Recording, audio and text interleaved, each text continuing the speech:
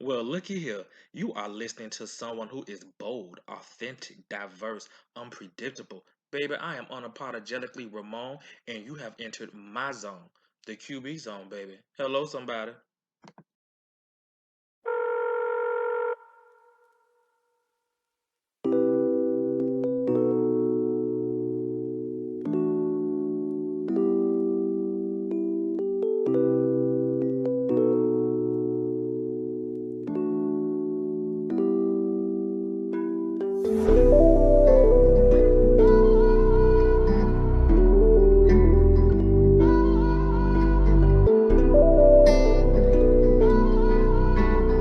Rock Legion.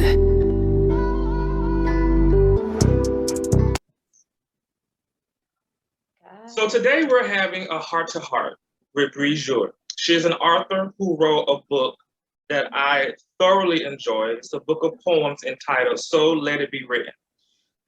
We are here to learn about what her journey was with this book. Some of these pieces are very relatable, transparent, definitely touches on some emotions, and it's a very diverse book. It covers a wide gamut of life of experiences, I'm sure, life experiences for her. And I just can't wait to hear what the story is for this book that, like I said, was very relatable to me. And I'm excited to hear about her journey.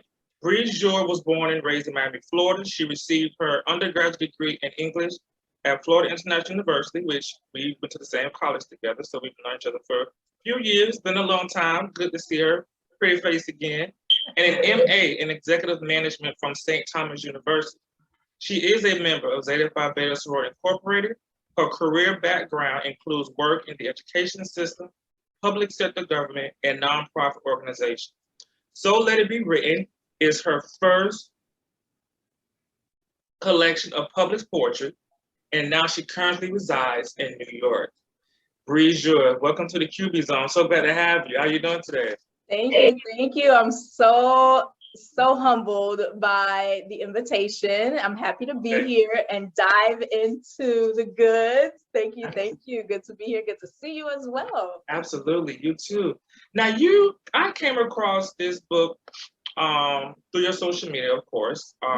So Let It Be Written. First of all, I love the title. I love the cover of the book. It has a very beautiful sister on the cover.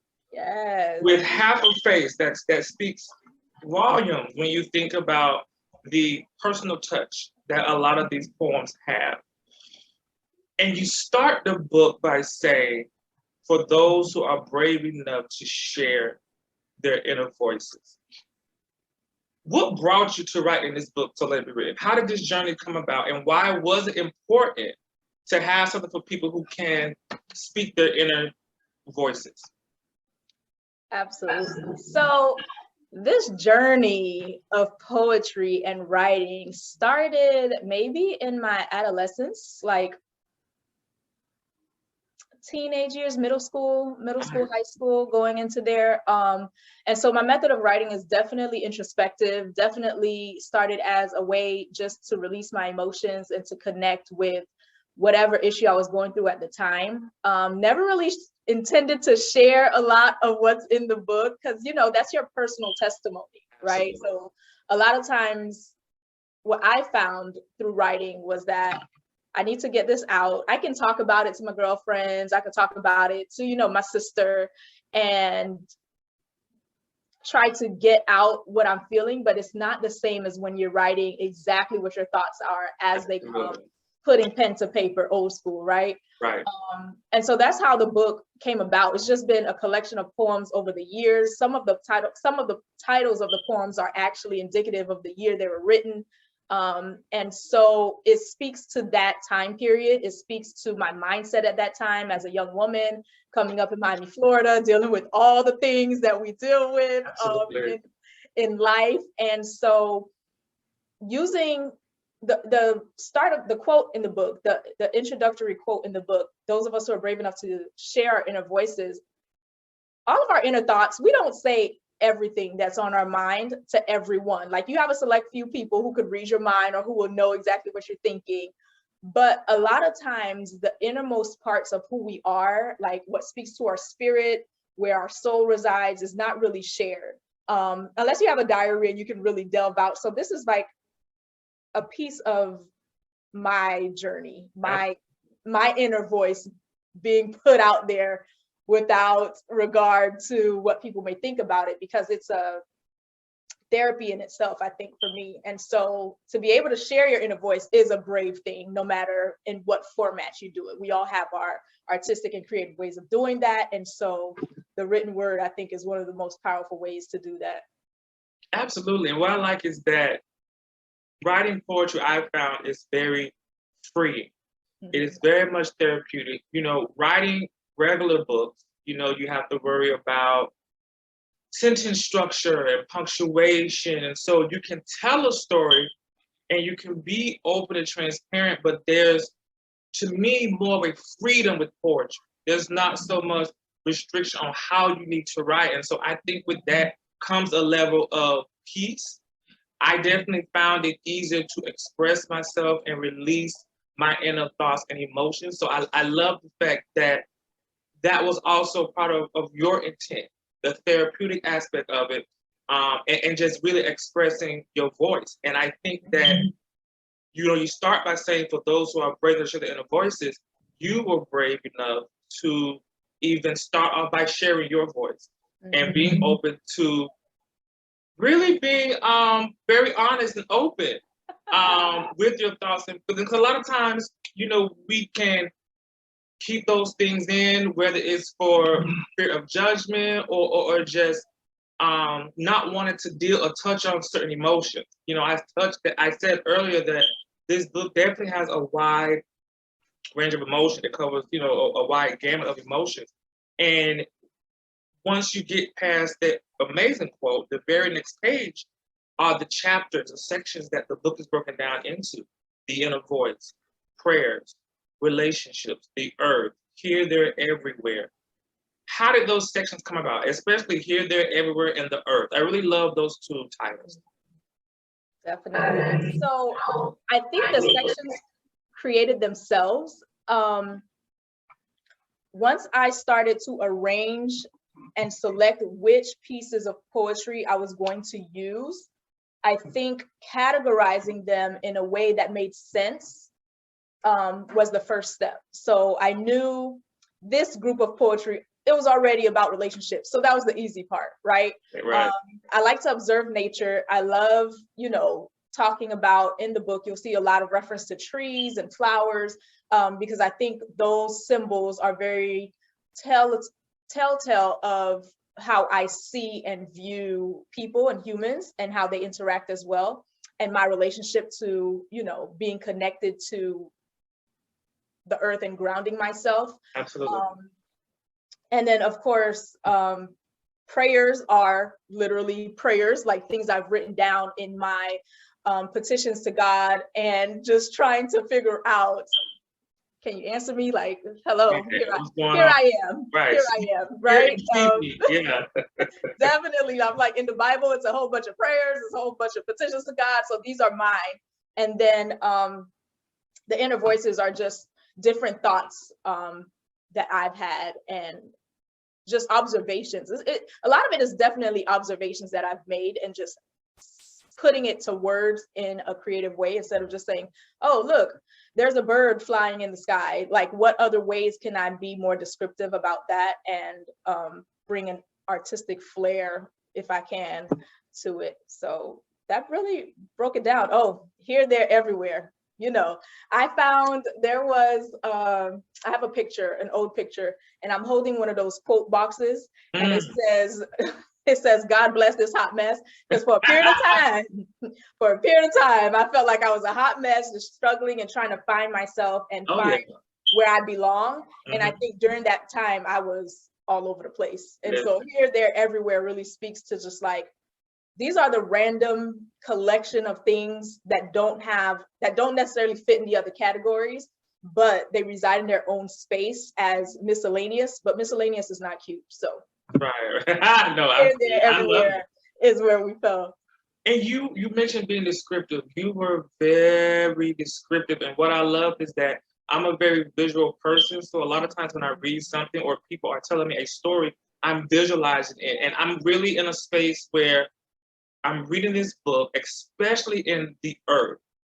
It was just something very beautiful and calming about that section because I am visualizing the various things you talk about. And like you said, you love nature, and I can tell by some of the poems in the book. I had about 7 poems. Like I said, I enjoyed thoroughly the entire book, and I've read it twice. But I have about 7 poems that really stood out to me for a variety of reasons. And I really want to share the word of the poems with the listeners and viewers, but I can't wait to get the stories behind them. Yes. The first one, you open the book straight out with a poem called "So Let It Be Written," which is the title of the book. And immediately you go into a place where we are feeling your emotions, and it really sets the tone for the book. Can you read that poem for us? Sure, absolutely. And then we'll get into the backstory of all of that, right? Yeah. All right. So let it be written. So let it be written. Let these verses flow, streaming, steaming, erupted from the molten core that is my soul, burning within me for what seemed like an eternity, teasing, puffing, smoking, hints of release, and yet nothing. Even when the sky grew gray and the clouds of ash circled my head, I searched for words to speak, choking instead. I built my own mountain, settled, letting go of a dream. It grew cold, dormant. I was alive, not actively growing, so let it be done. The earth quaked. Now lava runs from my tongue, fluid rock settling on eardrums. There's more to come. This is the beginning. This is day one. Oh, I love that. I love that. Yeah. What is the story behind this? What motivated you to take us into this meeting place between us and your emotions? So growing up, right, I grew up in a moderately Christian home, right? My grandmother, God rest her soul, before we would fall asleep every night, we had to read the Bible. Oh. And she would just give us the Bible, 8, 9, 10 years old, reading King James Version. Right. I fell in love with the stories. I love to read. And so the stories, like you said, I'm a visual person. I could see them playing out as a movie in my mind. So fast forward to, Bible movie times, the 10 Commandments would come out. And yes. My favorite scene is when King Ramses is like, after every decree and everything, he's like, so let it be written. So one of my favorite parts in the movie. And so that stuck with me from childhood. And every year I would try to rewatch 10 Commandments, whenever they would put it out. We had the VHS tape and, just rewatching it. And so that always stuck to me. And I thought that was very powerful about the written word, because it's permanent, it's a legacy. And so when I thought about putting this collection together, I was like, all right, so here we go. What can I relate this to? I can relate it to a volcano where it's dormant, you don't think anything is going to happen, and then all of a sudden the heat starts to build up, right? And so when I set my mind to putting it together, and when I think about my writing process, there's highs, there's low, there's periods where it's just shooting out, right? And it's like nonstop, you can't control it. And Absolutely. then there's periods where it's just, no matter what you do, it's not time, right? The thing is not birthed yet. Right. The eruption is not ready to be spewed. And so I think that's where So Let It Be Written came about. That has been the journey, so to speak. And when I already knew the title of the book before I knew what it was going to be encompassed by. And so I thought to myself, I was like, all right, if I'm going to write this thing, I have to actually write it. And it's just interesting how sometimes the poems write themselves. I know a lot of creatives, they're like, the inspiration just comes and it's like nonstop. And sometimes you don't really, it's like your hand can't keep up with your mind and you're trying to catch all the thoughts and metaphors that you want to use, and that's how So Let It Be Written came about. It's been a journey. I love that. I love that. And it's so interesting you mentioned the Ten Commandments movie, because when I was growing up, being raised by my grandmother, that was something that we watched. Because I remember the movie came on TV every year for Easter. And we used to watch that movie every year, and I loved it. That was one of my favorite memories with my grandmother. So I thought that's dope. That's dope. Sure. If you are a faith-based person or any kind of spiritual person and have a spiritual relationship, there have been many times where we've gone through things in life where we've questioned God, where we have, like we said earlier before we started recording, you know, hey God, I'm here. Can you see me? Can you hear me? Type of thing. And, you know, one of the things I love is that we can literally have a conversation with God and talk to God as if he's our friend. You know, not going to just come to him and saying, can you do this? And can you do that? And God, I need this. No, actually having a relationship. And so you have a poem that, baby, stood out to me in so many ways, and I can relate. It made me think on my own journey with faith, my own journey with not just religion, but a relationship with him. And your poem is titled A Conversation with God. Yes, a conversation with God. I guess because these past years I've gone through so much, good, bad, and indifferent. And it has really caused me to be at a place where my relationship with him is the strongest. My faith, although still needs work, is at the best place it's been in my life. And so I've been here many times. I have conversations with him every day that is part of my spiritual walk. And I can think of the many times where I've questioned and where I've been like, listen, God, look now. X, Y, Z, yada, yada, yada, this going on, I need you to do something. Read that poem, and I can't wait to hear what your journey and conversation was like with God that motivated this. Wonderful, wonderful. Let's get into it. A conversation with God. Dear Lord, I'm well. Can't you tell? I feel like dark clouds are hovering all around me. Something is not quite right. There's no need in saying it. You already know. Is this your plan? Which way should I go? Because I don't know where to start. Everything is falling apart. A fresh knitted quilt being pulled at the seams. I used to love hope. I used to dream dreams of golden chariots, strong horses, and great men with white wings.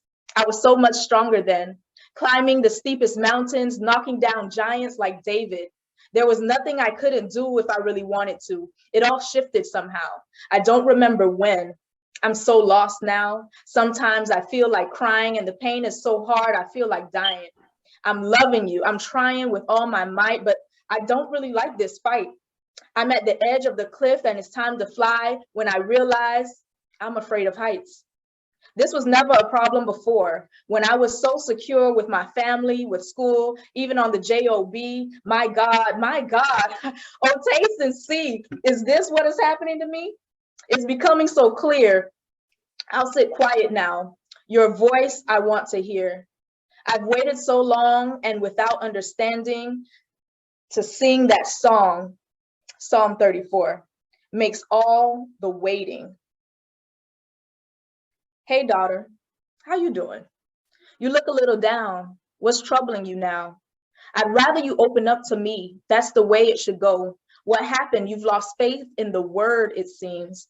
How can that be so when I am in control? So tell me what's the problem so I can meet your need. These all sound like excuses. You know I'll bring you through it. I gave you the grace for each day. Remember Christ and the price he had to pay? A conversation with God. So, whew, I remember exactly when I wrote this poem. This was actually one of those, a lot of my poems, not a lot, but several of my poems were commissioned. So I was connected to a friend who had a youth group and they were putting on like a showcase. And the previous year I read a poem that I had written previously. And this year the theme was, oh, taste and see that the Lord is good. So it's based on a scripture. I don't know the addresses of scriptures. I don't know where they're located all the time. Right. Remember the quotes, right? Absolutely. And so the poem references Psalm 23, which is what it is. I'm not going to act like I remember what it is. It could be the Old Taste and See scripture, but I have not gone back to look at this. Right. So when I was reading this, of course, I had to think about and put myself in a position of Job. And when he had all the riches and he was doing his thing, he was in righteousness and right standing with God. Absolutely. And Satan went and petitioned God to test him. And so I think in this time I was feeling tested, and everything I had been good. You know, everything is working out. We thriving. We have no doubt. We're secure. Everything is going right. It's just like boom, smashing this goal, boom, smashing this goal. Absolutely. No family drama. It's like quintessential contentment. And then the plans suddenly start to crumble and things get a little shifty and rocky. So you're like, yo, God, what's up? Right. What's happening here? Can I get a warning? Can I get something?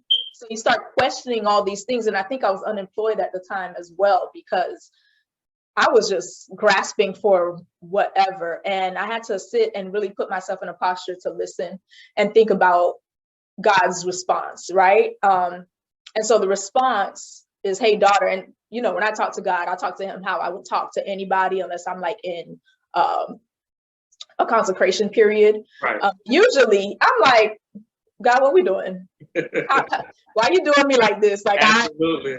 I'm okay, but something has to give here. And so that's how I imagine. Well, that was his response to me. Like, girl, relax. It's okay. You know, just chill, relax. Like, we got this under control. You know, we already got victory. Christ won it all, recovered it all, came back with the keys, all that good stuff. And so that's where a conversation with God is. And that's just usually how I talk to him, basically. Right, absolutely. Yes, everybody has their way. Right, and I love that you had a response for it. I think that it gives you resolution. Yeah. It concludes everything and bring everything full circle. Because when you think about the various reasons why we would come to God with this type of conversation, you know, the Bible has a resolution, a prescription for everything, you know, and it already tells us what his will is for us. And we can go to any scripture to get a word from God, and to get some kind of roadmap and guidelines. So the fact that you provided this response in your conversation with God, I thought it was great, and made it even more relatable, and really touched on a deeper level. And I love that. You know, a lot of times you know, we've gone through things in life and it creates a guard, it creates a fear. And I found myself rethinking about some of my hurdles and some of my fears, as I read your poem, Fear.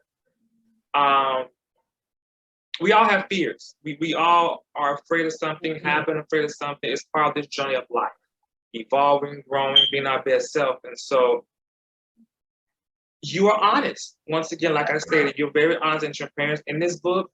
And can you read for us your poem, Fear, and tell us about your fears and what space you were in when you wrote this? Sure. That is on 36. Remind me what? 30. 30. I'm jumping ahead. Look at me. Oh, fear. So I'm going to read it first. My worst fear is falling down and never hitting the ground. Almost flying, never seeing the bottom below, always waiting for that last blow. My worst fear is dragging on forever in this same place, praying to God and never seeing his face. My worst fear is being afraid of everything new that comes my way, unable to make the feeling evaporate like the sweat from my cup on a hot summer day. My worst fear is being alone in the dark, my eyes open. In front of me, there's nothing to see. Having no feeling, no expression to show. Being invisible, no magic growing. My worst fear is losing my mind. No pretty pink ponies and pigs that fly. To live without colors or stories and buried alive.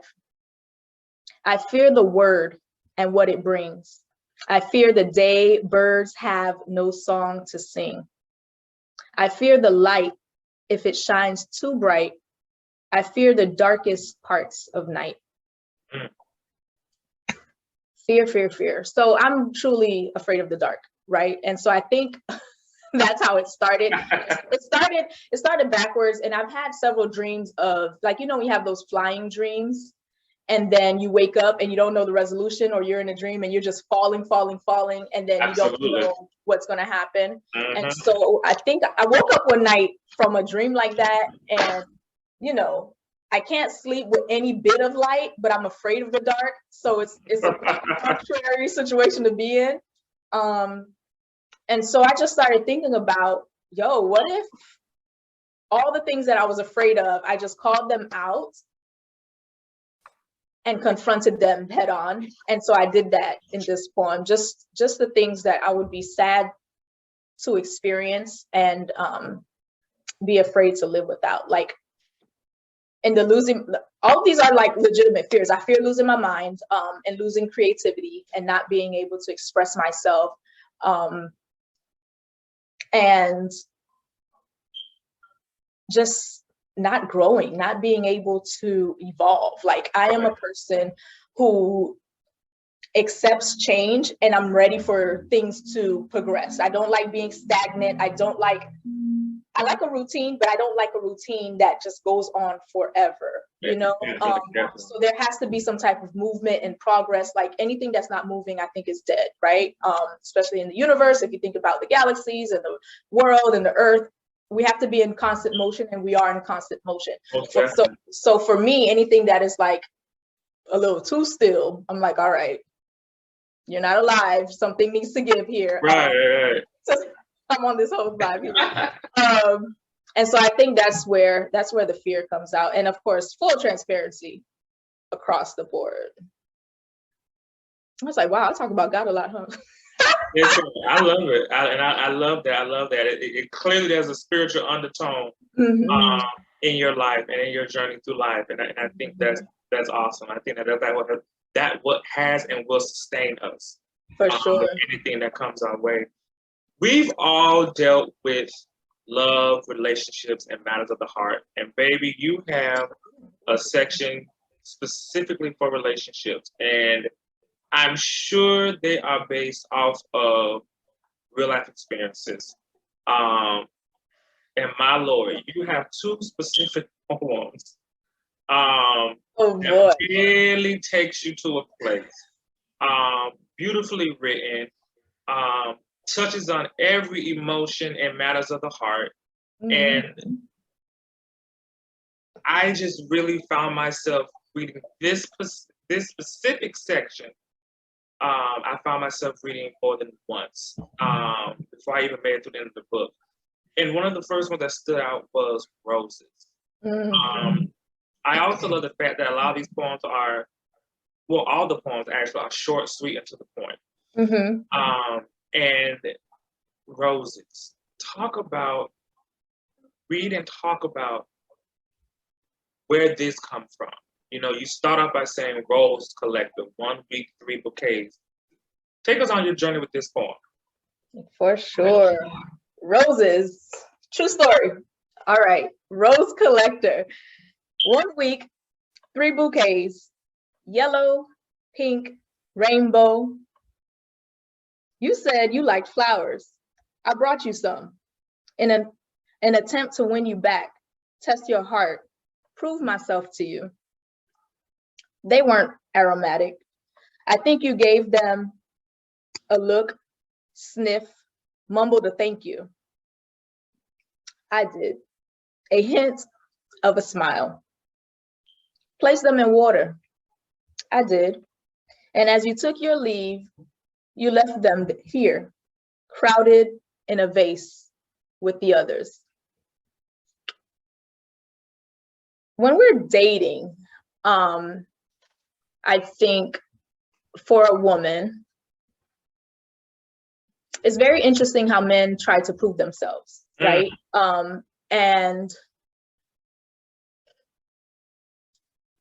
when they mess up, they try to recall the things that you said you liked, or if they know they're going to mess up, I think in my experience, they have done some things to try to pacify the situation. Absolutely. So it was a period in time where I was seeing someone, it was a little shaky, and I had gone on a date and gotten roses, like, as you know, the first date gift. And so within that 1 week, I had 3 bouquets of flowers, and it was just interesting. I only remember where the two of them are from. Well, actually, I do remember where all of them are from. Yellow was one date with somebody who I knew, and we were hanging out, and it was fine, and that was just a nice gesture. I had 1 vase at the time, you know, and I like roses. Not gonna lie, but you know, sometimes I think the manner in which they are given is more impactful than just the act of giving it, right? Okay. Giving it just to give. And so I think the yellow were like a friendship. It was just a cool person I was hanging out with. We were getting to know each other. The pink ones, someone else may have sent it to me. I don't really remember. No, I remember. Sorry. Ooh, you see how things come back to you? It's so interesting. The pink ones were from the person this poem is really about. So the poem has some quotations in it where the person is telling me that they remembered I like flowers, and they were really, you know, pulling at the heartstrings to try to reconcile the situation, whatever the situation was. It could have been something basic, because at that time, you know, women can be very cold-hearted as well. And so I think I was being a little cold. And then the rainbow roses were from a blind date. And so that was interesting. That was the purpose of that was, you know, hey, I'm taking you out. This is my gesture. I want to make a good impression. And so the pink and the yellow, I mean, the rainbow and the yellow roses made sense. Obviously, it was the pink ones that were just like, okay, you come here. You see, already, obviously, I have things going on in my life. I'm okay. Right. And so they kind of just sat there, and I added them to the bunch. So I don't know how that person took that, but I already had 2 bouquets of roses. So this third batch was really interesting. Really interesting to get it. Fun times, you know, when you're young and wild and out there. Listen, absolutely. Doing your I thing. get it. For sure. But I definitely was a rose collector that week. Nice. Yeah. You, with this next one, I remember reading it and I was like, wait, what? Let me go back and read this part again. And I'm reading, I'm like, oh, wow, okay. And then I'm like, oh, damn, okay. Throughout, I had a lot of commentary for myself as I read it. And it's so interesting because I was taking notes while I was going through the book. And I literally put in my notes after I read this poem, well, damn, have mercy. That's literally my first notes for this next poem. Because if you talk about no holds barred and just stripping away layers, you really let us into a space, into a journey, a period of time, an experience. And this poem is just simply called You're a Disease. Just simply, you are a disease. And that title alone brings some introspective and just some thought-provoking about our own relationships that have probably been toxic and just stripping us away of the things that are good about us. You're a disease. Read that poem, please, Lord, and share what you'd like to share as far as how this came about and This is clearly a very serious Mhm. journey in your past, a serious experience in your past that motivated these words. Absolutely. I think I told you when it started. This one, Yeah. this one's a little rough, a little sensitive, but here we go. You're a disease. A few minutes translated to 5 days. I wish I was young and innocent again. I wish I stayed home because now you gave me something that I'll live with forever. And we're not even together. I could stand a little heartache that heals. I could handle a mistake. Is this what you meant when you said you'd make up for being late? How selfish. Now, I'm not one to be unforgiving, even in the midst of this. While it seems unintentional, I blame myself because I know better. I should have done better. Too trusting, too naive. All the shoulda, coulda, wouldas can't turn back time to 5 days ago. They can't stop all the questions coming to my mind. I keep sleeping, waking up thinking that this isn't real. Then a sharp pain reminds me to feel. The worst thought I am thinking is, who could want me now? I don't even want myself. Every joy I've had in the last few weeks evaporated with 3 words. You tested positive. You're a thief, and I hate you. I remember wanting to cry when you penetrated me like a precursor to my fate, and to think it could have been so simple. Carelessness. And you asked me to come. I was doing just fine. To think I said that was my last summer trip. Time well spent. I could have done so much better. Oh boy. Oh man. Whatever you're comfortable with sharing. I mean, yes, it's twofold, right? It could be that you could take it literally. And I think I like to write somewhat straightforwardly and also with hidden messages within it. And this is one of those straightforward poems where it could be twofold. The person themselves are a disease, and the person transmitted something to the receiver. Right, absolutely. And so in dealing with that, in the aftermath of that, I think we all have our moments where we think we are invincible or nothing could happen to us. I think of a lot of my friends who have gone through like something similar, and just carelessness, just thinking we're young and nothing's good, this is not going to happen to us. And when reality hits and you're trying to understand what is being manifested in your life and why. And you're thinking of the timing. And then you think of how simple it could have been to prevent any hurt or any pain from coming your way. And then you're like, why me, and why now in this time and period? And so I think that is where I came from in writing this, and also just to get out the anger and the frustration that I was going through at that time.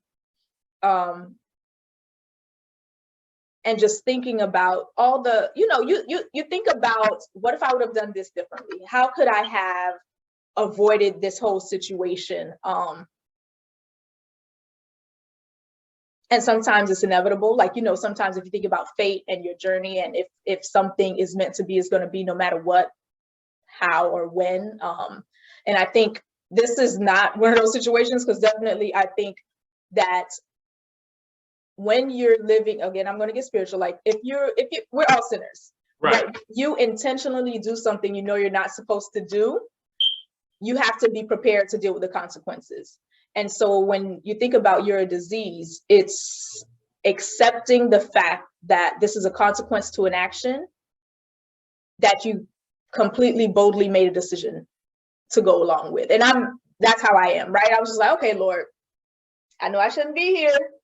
I know I should stay home, but the streets was calling. Right. I think I resigned myself to be like, at that time, I was like, whatever happens, I'm okay with it. I've done this a million times before and there had been no consequences coming later down the line. And then when you finally have to face the consequence, you're like, oh, I'm done.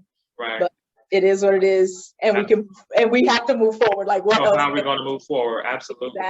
Exactly. Ooh. Thank you for sharing that. Absolutely.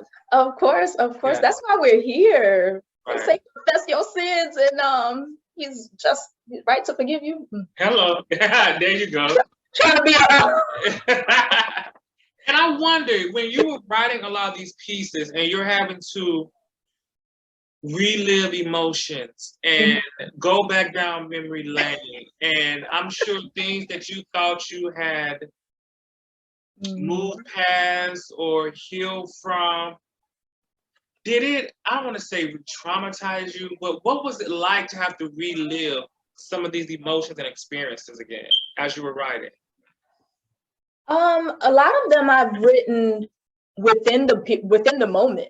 Like, if something is so hard and so stressful for me, and I keep replaying it in my mind, you know, when we have like those anxious moments and those periods of anxiety manifests in different ways, right? Sometimes it's a constant, rapid, obsessive type of anxiety. And I think when I'm stressed out, it becomes an obsessive, repetitious thought process. And in order for me to eliminate it from my mind, I have to get it out of my mind and put it on paper and see it and confront it. And then I think in that way, I'm able to be like, okay, it's outside of me. I don't have to hold on to it. And so if I see I've been going a period of a couple of weeks thinking the same thoughts over and over, I'm like, okay, girl, like, you need to get this out.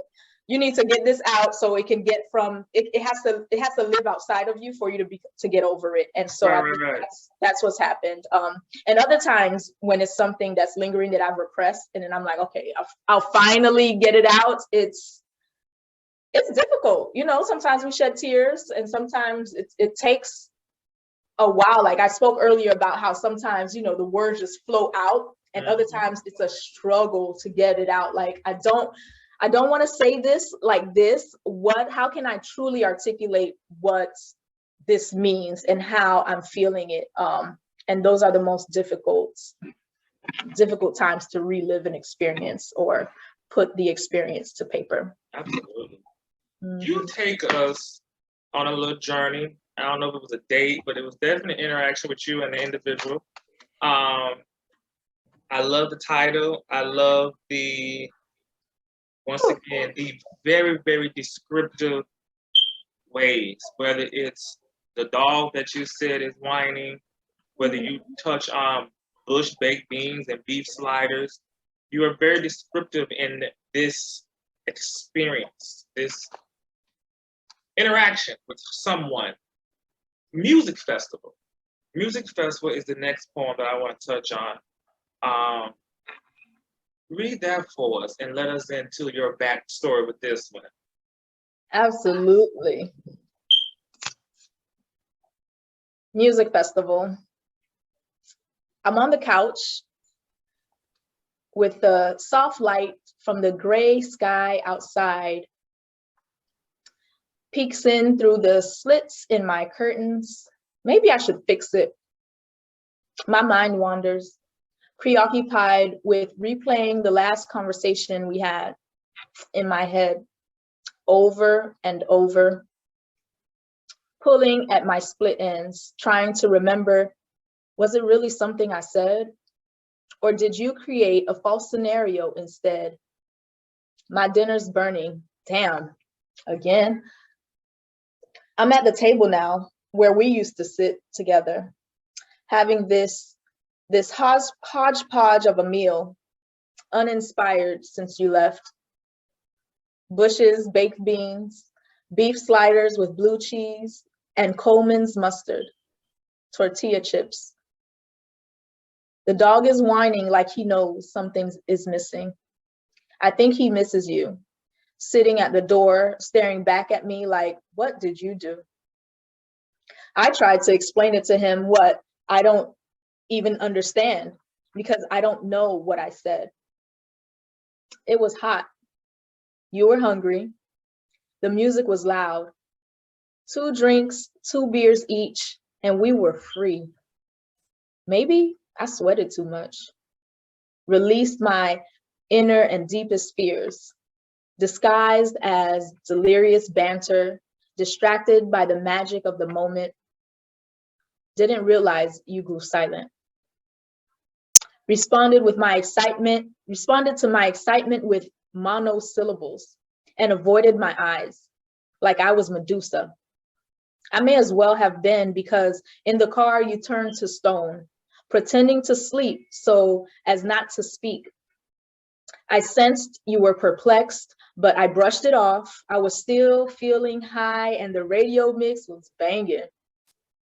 I sang along and the hooks replied. When we got home, you suddenly had to go. Something happened. Was it something I did? Silence. So you gathered your bags, and before I could press the issue, the door was closing. You left me with, I'll call you. Yes, goodness. You know,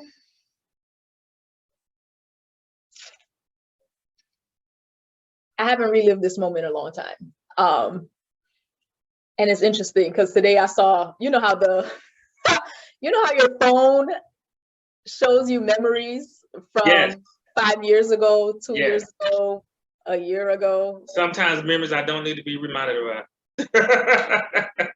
It's so interesting that today was that day to see the person that this particular piece is about. And so it's quite literal. In a lot of ways, we were out on a date. This is someone I was seeing. It was a pretty serious relationship.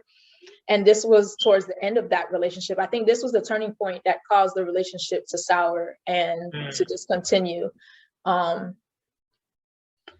so I thought everything was fine. Like, we were drinking, we was outside, we in Miami, we living it up, you know, just having a good old time. And then I later found out that while I was talking and networking with someone that came and approached us, you know, at vendors, they're coming out, giving their cards, and we're having a conversation. I guess he took a phone call or had some text messages. Whatever the case was, his demeanor changed instantly. And I'm thinking it had something to do with me. Months later, after, you know, as things go, when you finally both calm down and try to understand what happened, whatever his communication with another person was that day is what caused his demeanor to change. I think the mother of his child was trying to contact him while we were out at the music festival, and sent something like, oh, you must be out with so-and-so, and this is why you're not being responsive, your daughter needs you, something to that effect. Like, women can also be very manipulative and jealous, right? Absolutely. And so later on, this is like months later, I never knew what happened. I'm just like, yo, when you drink too much, you probably say a little too much. I was like, maybe you wasn't ready to hear, you know, all my deepest, darkest desires and stuff like that. Right. And it had nothing to do with me. And so it's like, you see, sometimes you just gotta let people live. Yeah. You just gotta let people live. And this person, like, we spent so much time together, was like at my house all the time, cooking together, doing all the things. Like, my dog bonded with this person. Like, even had, you know, I was like, oh, you the dog baby daddy. Right. Hello. You just stepped in. Yeah, and so that's where that was. It was just a sense and a period of questioning my own self when it had nothing to do with me, and taking that blame on. And I think men and women sometimes, you know, we're guilty of that, where we're searching within ourselves to see at what, I'm a very analytical person as well. And in my introspection, I replay scenes when I can remember them. Right. To the T, to see at what point did this thing shift. And I could, for the life of me, could not figure it out until absolutely like months later, you know? Everything that's in the dark comes to the light eventually. And so every time. that was that, unfortunately. Unfortunately. Or fortunately, because, you know, I wouldn't have had this piece. Right. There's a silver lining to every cloud. Absolutely. Yeah. I think sometimes too, as artists, we look for something painful to write about, or allow ourselves to get into sensitive situations that would create artwork. Absolutely. It's sad to say, but I think sometimes we're a gluttony for pain. Like, and plus, I feel like sometimes in the midst of your pain, you can find your purpose. Oh. And so a lot of times, I think it's very beneficial for us to go to that place. It can be healing for us, but then we don't know how our test could be somebody else's testimony. So I think that's awesome. You know, my heartstrings definitely goes out to whatever person, this woman that I envisioned when I read Corner Girl. My heart goes out to her. You just want to understand her more, love her more. And with me being a visual person, I'm envisioning this beautiful sister, a diamond that is dirty and just needs to be brushed off a little bit. And you share what I feel just a beautiful outlook and overview of this Corner Girl. 100%. Read that poem and what is the story behind that one? Who is this Corner Girl? Whew. Corner Girl. On a corner, littered with green glass bottles, brown paper bag balls, and crushed cartons of Newports, she sits, young, Black, and wasted, hoping that someone would come take her away from the flames where she labors, thirsty for a new fix, another way. Too weak from the night's work, she sits on the corner and stares at the scars that engrave her flesh. Needle marks and deep lines circle her wrists, creating permanent rings and bracelets, custom-made jewelry. Sallow eyes have yet to see the dawn's breaking in glory. Vision limited to the gruesome beings surrounding her sad existence, she sits, young, Black, and wasted. She sits on the corner, praying the darkness will cover her aged face, the bony hollow of her eyes and the wrinkles in her cheeks. Her voice cracks when she speaks. Her cries spring out of her throat to the sky, yearning for that everlasting love. But she is strung out, passed out, laid out on the corner, dreaming of a life she never tasted. Young, Black, and wasted, replaying scenes of brutal beatings and violent sex, the wounds still fresh, permanent in her mind, memories she can't escape. The scent of urine and sour milk mixed with the sticky moisture two bodies produce in the back of a dirty Chevy while he's getting it in and she's attempting to get it out.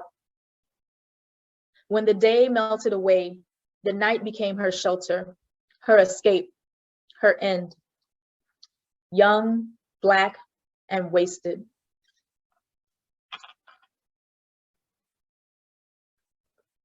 Just need to take a moment. Absolutely. This woman, and this is also like,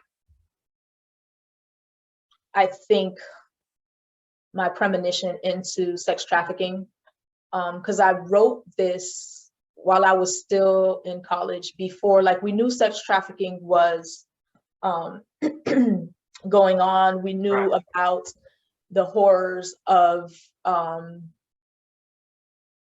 women who are caught up in it involuntarily, because there's a difference with sex workers who definitely use that as their means of employment, right? And I think when it is your choice, if that is the way you see to provide for yourself, that is one thing. But when you are held to it without control of your body, without control of your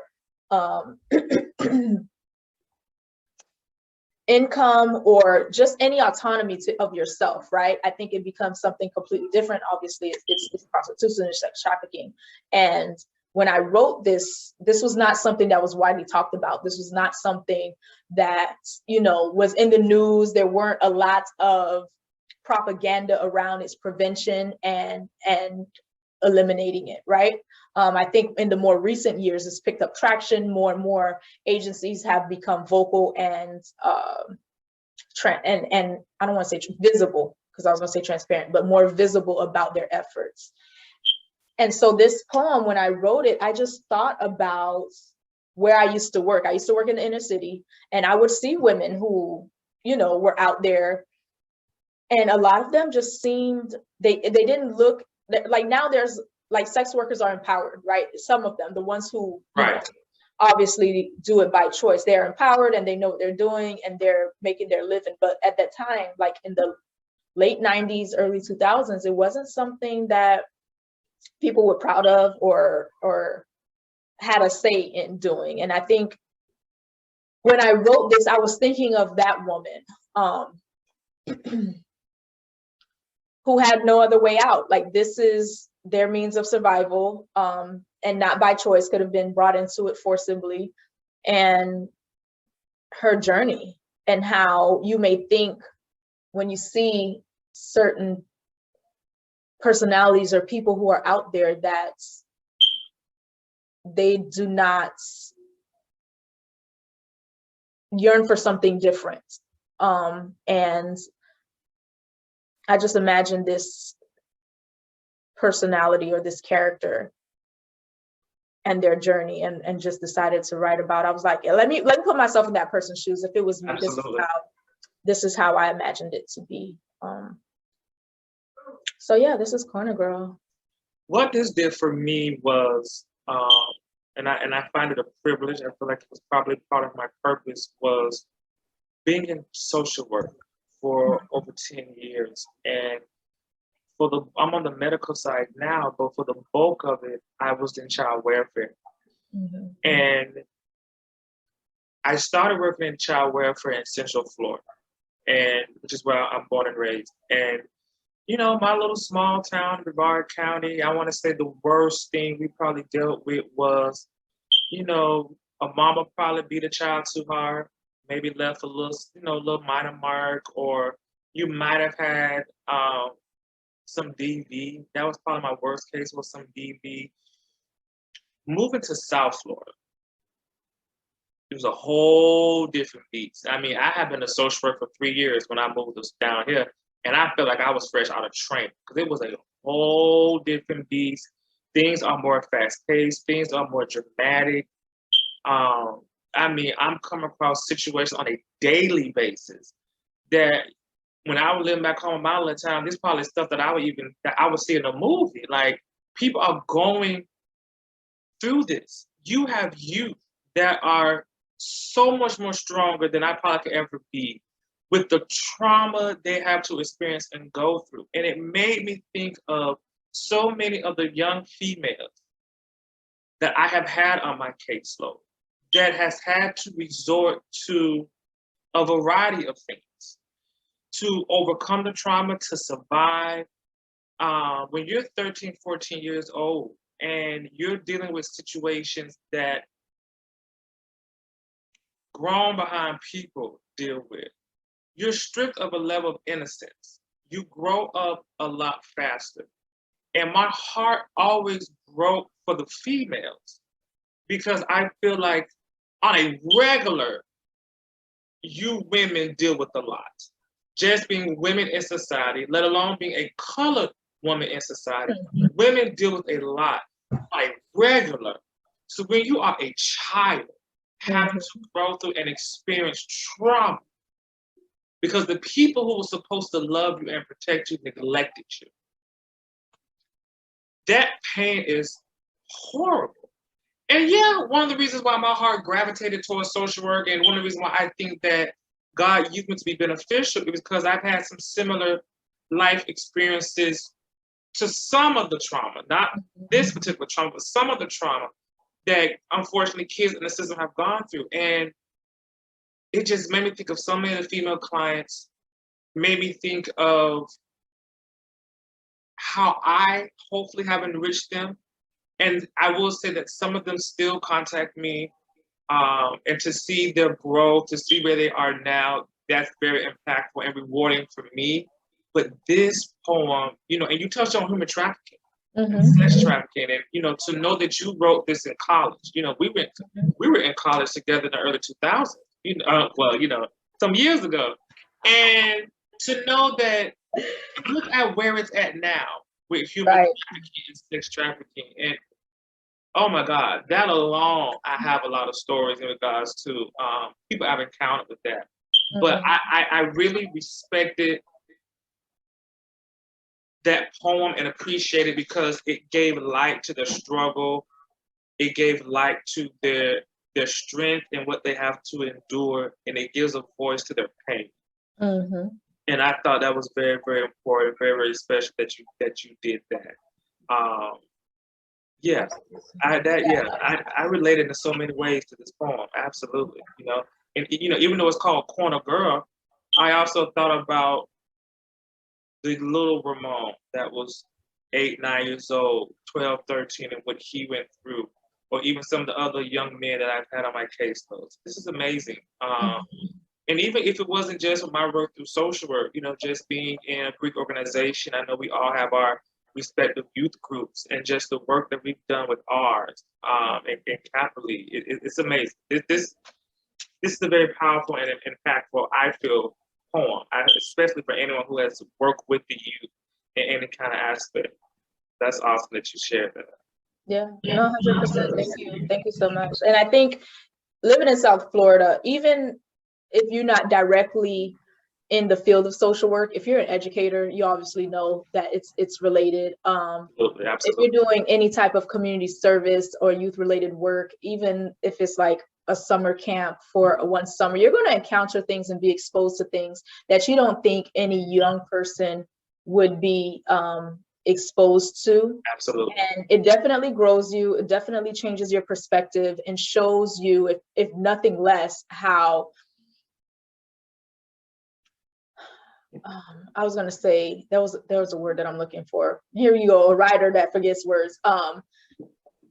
It puts in perspective how grateful you are in your own situation. Absolutely. And then and also makes you want to work harder to be a difference, even if it's in one person's life. And so like I've been working throughout the system, like I said, in the inner city in different parts of South Florida. And it's amazing. Like there's this quote I see on Instagram that's always saying, don't keep calling women or children resilient. They shouldn't have to be.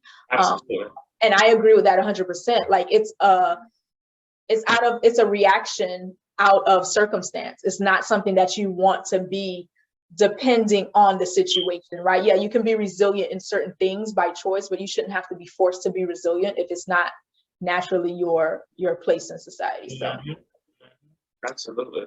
There's that. You know, I have on an episode last season, I was honest about my journey with mental health. And as I gotten more and more evolved and just more comfortable with sharing my story, I have not shun away or restricted myself from saying some of the things I've been through with mental health, and depression is definitely one of them. You know, having gone through various things that triggered it, being on the other end where, you know, I have, I guess you say it's in remission. I guess that's the word I can use currently.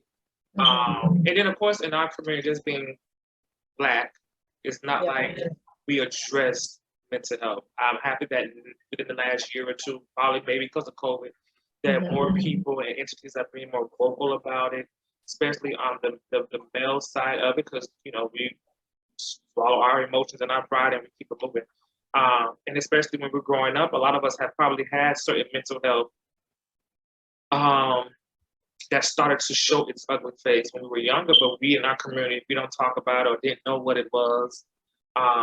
And so I like the fact that you lightly touched on depression.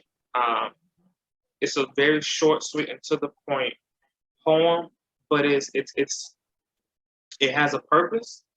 And it definitely made me think about just my relationship with depression and controlling it and maintaining it. And this friend is this poem is simply called Friend or Foe. Would you like to read that one? Yeah, read that and take us into your thoughts about behind that one. Oh, okay. Oh, I was gonna let you read it. Okay. You can read Okay. it. Friend or foe. Depression goes, then comes back again. Twice in one lifetime. Has it set in? I take count then, wait and see.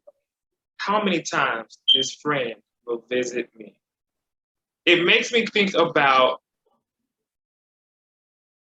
since I first was diagnosed with it, realizing that I had it a lot longer than when I was diagnosed with it.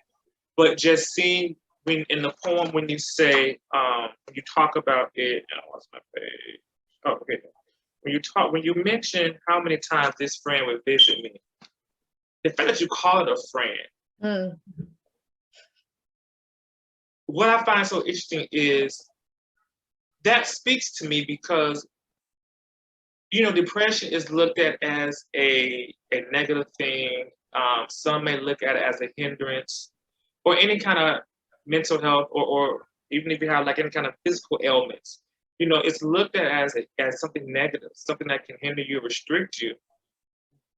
But your outlook can definitely change when you can control it, when you manage it. It's not so much a negative thing.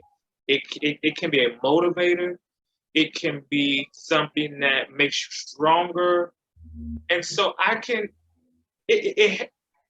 it spoke to me deeper because I've worked on, as I've gone through this journey, changing my outlook and the words that I use. I feel like words are power. And sometimes we harm ourselves with the words we speak to ourselves about. You know, whether it's us doubting ourselves, being down on ourselves, when you speak into yourself, you know, one of my favorite gospel songs is Encourage Yourself. And so sometimes you have to do that. You have to speak truth to power in yourself. And so instead of looking at depression or any kind of ailment or diagnosis as an enemy, looking at it as a friend, looking at it as it's part of who I am, it does not define me. That's why that particular line in the poem really spoke to me. What was your backstory with this poem? So in college, also, I'm sorry, I'm getting some feedback. I also, in my,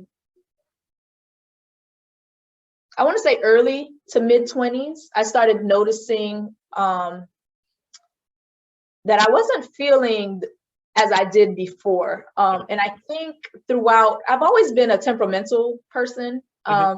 I think as a young child, I was more of an introvert, and then I started expressing myself as an extrovert depending on the setting. Right. And so when I think back at like the different periods of time, especially like when I was a teenager and I just stopped talking to everyone in my family, I just didn't want to talk to them. I was like, this could be seen as rebellion. And it was, because, you know, when you're a preteen, you hate everybody. Like, absolutely. Everybody. I just shut down. I don't want to talk to y'all. I don't like right. Absolutely. But I think I had another period of that in high school. And I noticed there was every time there was a major shift or a major change in my life, like something transformational, whether it was from elementary school to middle school, And then transition into high school was perfect because all the same people I knew we're just moving along together. Absolutely. But then high school to college, the first couple of years were okay. But then I think like between that sophomore and junior year, something shifted. I felt like it was another adult or transitional change in my life. And I started to notice a couple of patterns. There were some obviously religious and spiritual things that were going on that I was not prepared for. I didn't feel like I knew what was happening. And so I started to have like, I had suicidal thoughts. I also knew that there were some days I physically could not get up. Right. I dropped out one of my semesters in college because I just could not make myself get to class. But then there were certain parts, like when I worked on campus, there were certain days that I could go to work and I would feel fine for like 3 or 4 hours of the day. And then I would just go back into being a recluse. So my social activities, I guess it's like functioning depression, right? Where you can do certain things, but then there are certain things that just brings you so much stress and anxiety that you cannot propel your physical body to do it. Most definitely. And so as I was experiencing that, I was just like, okay, I guess I'll go see somebody. They had free counseling at FIU's. What was that center called? I don't know. Psychology center, something center. Right. It was in the Graham Center on the second floor. Yes. Yeah. So I went there and I was like, I guess I'll see someone. Because I talked to a few of my friends. I was like, yeah, you probably shouldn't be thinking about driving the car off the side of the road or having extremely violent reactions to something trivial. And so I was like, yes, this is not right. I wasn't feeling like this last year. So something changed, or something is about to change. And I don't want to say like whatever I feel, whatever my senses or my spirit feels is coming, whatever this wave of emotion and suppression and oppression is on me, is preventing me from reaching where I need to go. And so I was like, okay, I need to handle this. I need to fix this, because in my mind, I'm a fixer. I like to fix things. I like everything in order and neat and in its place. That's part of, another little subsection. Absolutely. Mind's work. And so I went to that therapist. I started seeing her, or psychologist. I started seeing her and she gave me some exercises and some things, but I was just like, I'm very self-aware. I know exactly what I'm thinking when I'm thinking it. I don't feel like you're being helpful, but it was beneficial because some of the tools that she shared with me, I started using later, because I was still in a rebellious phase where I was just like, lady, what you telling me? You don't even understand. Like, you don't even understand what you telling me. Yeah, you got your degree on the wall. But you're hearing what I'm saying. So that's how I felt about it. And so I just stopped going to school for a semester, and I kind of did what she told me, and then I sought out, another route. And I think I got even more in tune with like my spirit and my soul and my religious journey. But I don't want to call it religious because I left one religion and became non-denominational. That's the word. But and even in that, I was just like, just give me the rules and things to follow, and what do I need to do to feel right again. And so I found some support with my friend group, and I think they were the most helpful, like in understanding what I was going through. And I know one friend in particular who I was just like, girl, I don't know what's happening. I need something. I need help, and I need to not feel like this anymore. And there was a period where I went to Jackson Memorial Hospital because like the basic level sessions weren't doing it. And so I went to see a psychiatrist, and they explained to me what it was. They did prescribe me some medication. And I think within myself, I wasn't ready to go that route because I thought about side effects, and I'm not someone I don't even like taking my vitamins. I've gotten better. But as we gotten older. I was just like, I got to a place where I was like, okay, what other ways can for me, my journey, like sometimes medicine is the answer, and I'm not, discounting that. But for me, I was just like, I don't want that to be my story. I don't think it would benefit me because of the state of my mind too. I feel like it just would have made it worse and aggravated. I had a lot of anger issues. Thank God for deliverance. I just felt like it would have intensified or aggravated those issues. And so I went back to writing. And as I was able to write with it, sit with it, and accept it for what it was, and be able to anticipate, I'm also a control freak. So I was able to anticipate when I would feel a wave or a period of high anxiety or a really low, I guess, would be coming on, and I would be able to confront it, activate it. And that's why I think I called it friend or foe, because I think the more I fought what it was, instead of letting it just, play itself out. Right, absolutely. The more aggressive it became. And so once I sat within myself, I prayed, I meditated, I was like, all right, Lord, what are we doing? Because I don't want to be on this medication. I know what this is. I found what the root was, and I determined what the root was. I was just like, I suffered a lot of trauma. I was going through a lot of trauma. I wasn't handling change in my life the way I should. Right. I had never really processed the death of one of my grandparents in my first year of college. And it was just a lot of things that I was suppressing. And I think that was my issue. I suppressed a lot. Everything. No, not a lot, everything. Anytime I was angry, for me to deal with my anger issue, I suppressed it. I was just like, I'm just going to ignore it. I'm going to block it. And so when that began to manifest as I can't get up, or I'm just going to shut down and not do anything, and I can't move, I was like, okay, I have to confront it. And I like to think I'm not confrontational, unless, how they say, don't come for me unless I send for you. Right. Yeah. At this point, I'm like, just leave me alone. Like, I'm minding my business. So I just had to come to grips with, this is what it is.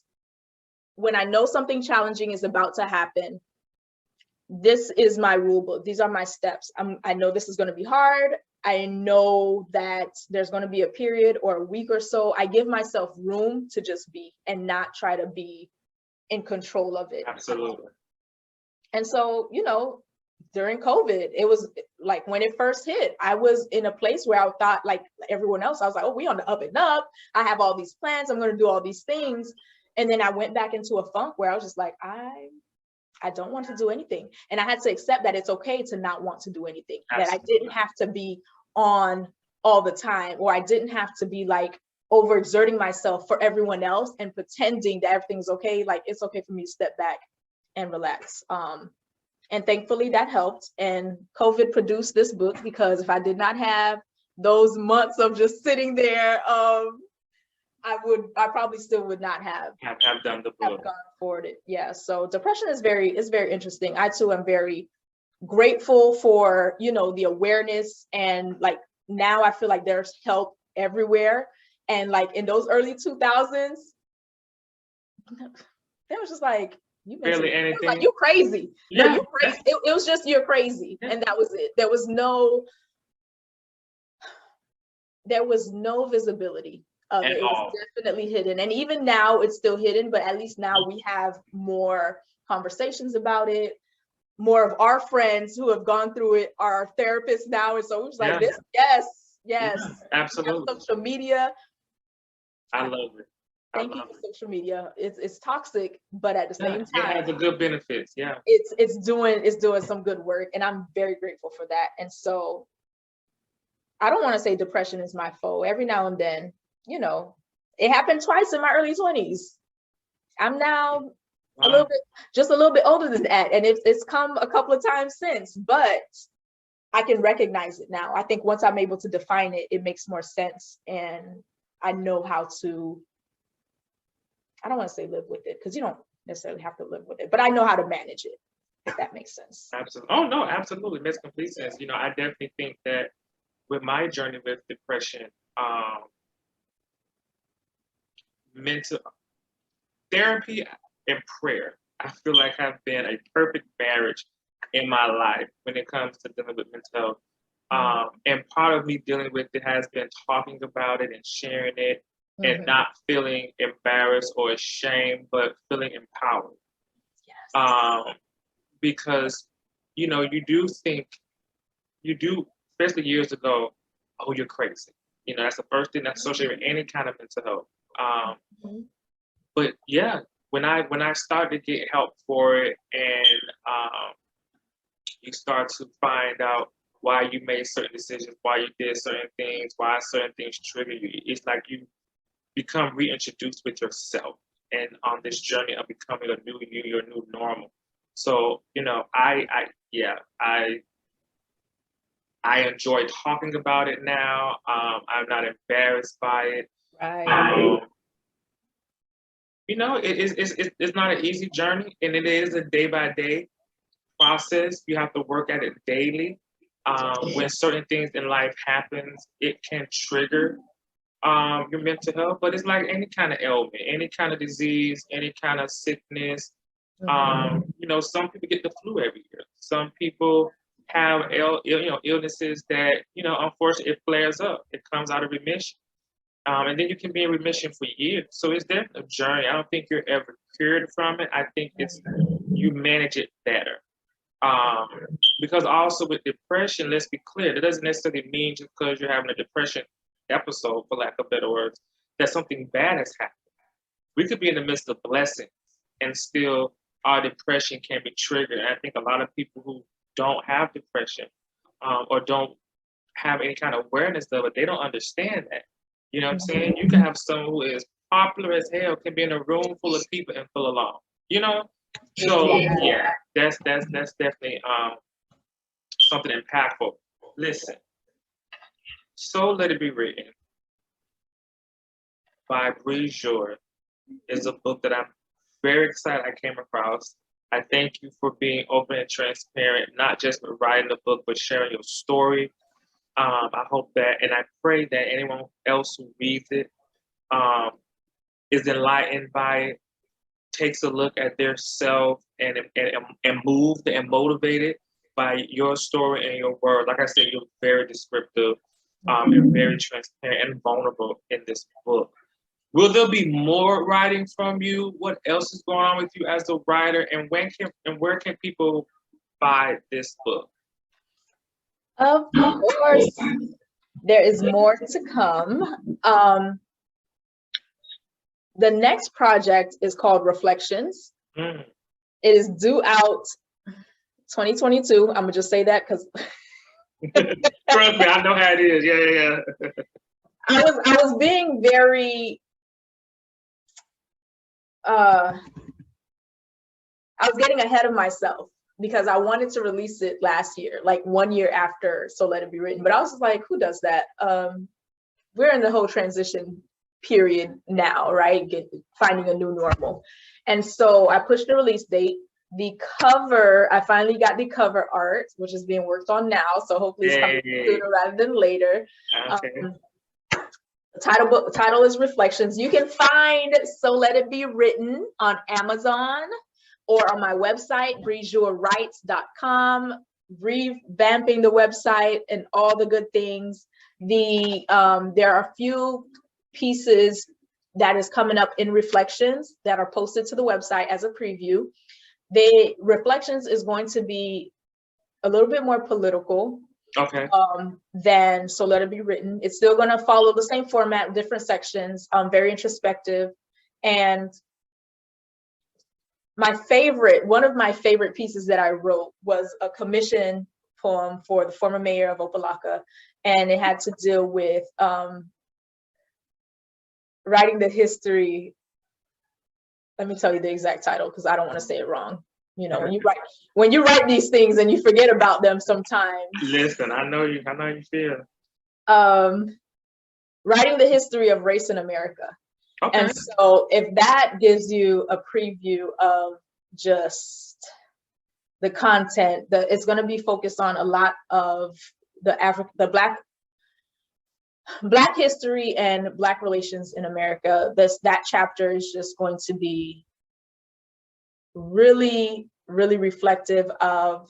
I have a poem about Sandra Bland in there. I have a poem about a lot of those of our brothers and sisters who have been killed at the hands of our law enforcement. And then it goes back into, of course, some of my own inner thoughts and experiences over the years. But I think the whole theme of that book is reflections, is looking at taking a mirror and putting it to our face and seeing where we are, not only as a country, but as individuals and what our roles are. And so there's a preview of that poem and 2 more poems in the forthcoming reflections. There's even a few video recordings of Corner Girl and So Let It Be Written on the website. Nice.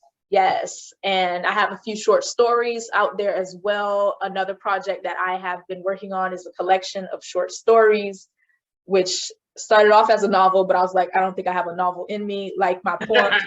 I like to be straightforward. I like to keep it short and simple.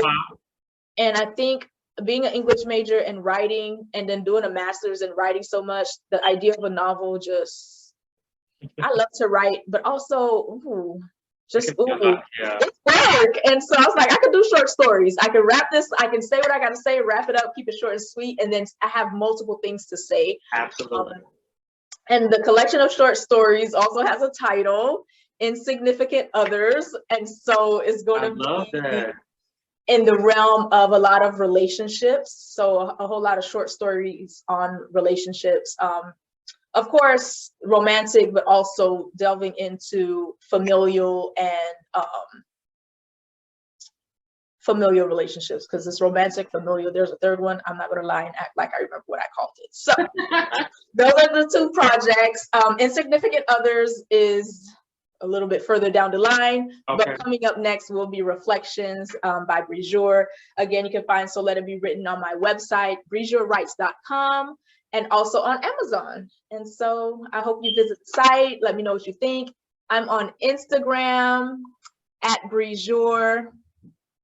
03 is my personal, and then Bre Jour Writes for just the poetry and upcoming updates that way. So absolutely. And when this episode is released, I'm going to have your website, your IG handle, and all that information so that people can contact you and know where to get your book. Listen, I have thoroughly enjoyed this. I thank you again for doing this. Thank you for writing this book. I got something from it. Just having this conversation connects me with this book deeper. I have been telling people at my job about it and people that I know about this book, because it's really good. It's really beneficial. It's a beautiful collection of thoughts and emotions. And yeah, you have a special light and purpose in you. And I hope you realize that. And I pray that it continues to grow and touch people, because this, you touch my emotions, a lot of different emotions with this. So I really appreciate you in this book.